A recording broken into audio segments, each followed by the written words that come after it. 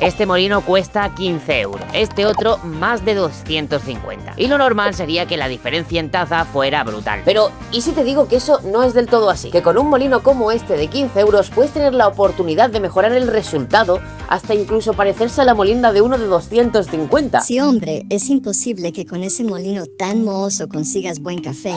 A ver, Caturrón, te estás adelantando.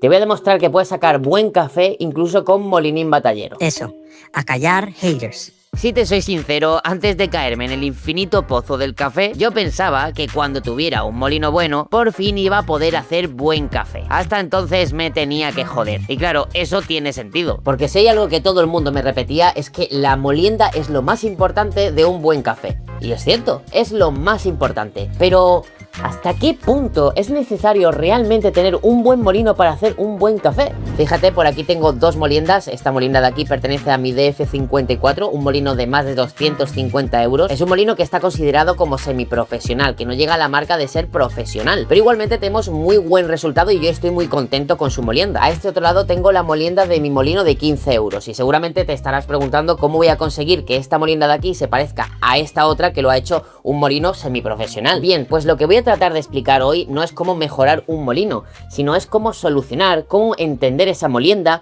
y ver hasta dónde puede llegar un molino de 15 euros. El problema de estos molinos no es que solo sean baratos, es cómo muelen. Cuando mueles café, lo ideal es que todas las partículas sean lo más parecidas posible, lo que conocemos como un molido uniforme. Pero con un molino barato esto no pasa, ya que tienes partículas grandes y partículas muy finas. ¿Qué pasa entonces? Que cada partícula del café se comporta de forma distinta cuando entra en contacto con el agua. Las más grandes son las más difíciles de extraer, lo cual hace que el agua tarde más en sacar el sabor, así que muchas veces se quedan cortas y pueden hacer que una taza de café sea mucho más plana o más ácida. Y luego está el otro bando, que son las más finas, que es todo lo contrario. Como son tan pequeñas, el agua las extrae mucho más rápido y de ahí podemos sacar sabores más amargos, más secos o incluso un poco ásperos. Entonces, claro, cuando en una misma taza tenemos partículas poco extraídas y otras que están totalmente pasadísimas, pues el resultado es un café desbalanceado, sin claridad y muchas veces amargo. Así que no, el problema no es solo del molino, sino cómo estás trabajando la molienda. El primer cambio y el más importante para que un molino como este empiece a tener mejor resultado es moler más grueso. Pero ¿por qué funciona esto? Porque cuando mueles más grueso reduces la cantidad de partículas finas y esas partículas finas son las que más rápido liberan compuestos amargos. Piensa que las partículas más finas tienen mucha más superficie en contacto con el agua. Eso significa que el agua puede acceder antes a todo lo que hay dentro y por eso se extrae muchísimo más rápido que las partículas grandes. Esto ya está bastante cerca del resultado del molino caro, pero todavía hay una diferencia muy importante y aquí es donde entra el segundo ajuste, la temperatura. Porque cuanto más caliente está el agua, más rápido y más agresivo extrae el café, y esto en un molino como este es un problema. ¿Por qué? Porque no tienes una molienda uniforme, tienes partículas grandes y muchas partículas finas. El agua caliente no distingue de partículas buenas y partículas malas. Eso quiere decir que si tienes muchos finos,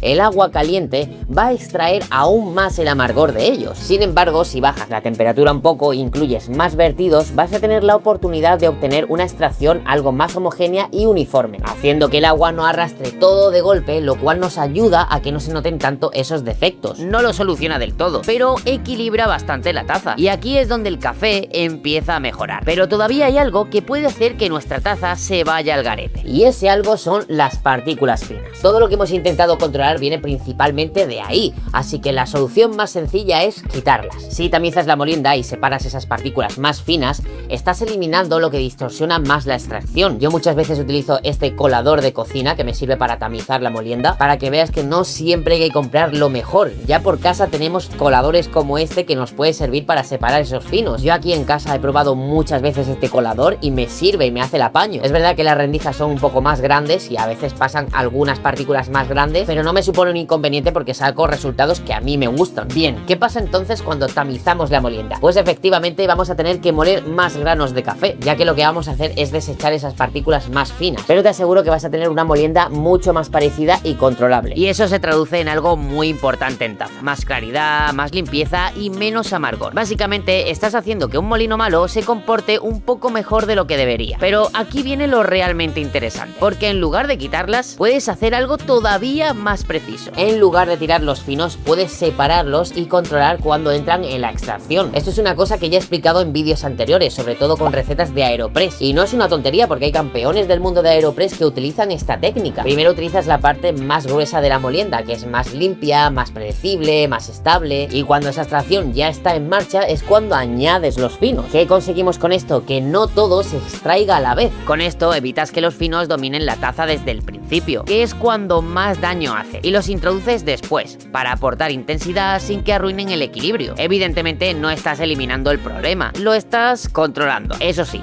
esto tiene un precio, más tiempo, más pasos y tener que hacerlo cada vez que preparas café si quieres repetir ese resultado. Y entonces, después de todo, ¿Molinín Batallero puede competir contra un DF54 de 250 pavos? Por supuesto que sí. Supongo. Puede acercarse, darte tazas muy buenas, incluso a veces sorprenderte, que a mí me ha pasado con él. Pero lamentablemente no es mejor que un molino como este, que te da una molienda mucho más uniforme. Eso significa más consistencia, más control y menos corregir errores luego. Con uno barato sí, puedes acercarte, pero tienes que entender muy bien lo que estás haciendo y trabajar muy bien cada taza. Al final la molienda es lo más importante del café. Si no es buena, siempre va a haber un límite. Pero cuando entiendes cómo funciona, incluso un equipo básico como este puede darte resultados muy por encima de lo que parece. Y al final este molino de 15 euros no fue una limitación, fue lo que me enseñó a hacer mejor café. Y si aún teniendo el mejor equipo del mundo no consigues una buena taza, lo mismo estas técnicas infalibles que te enseño en este vídeo te ayudan bastante. Nos vemos en la próxima taza, compi.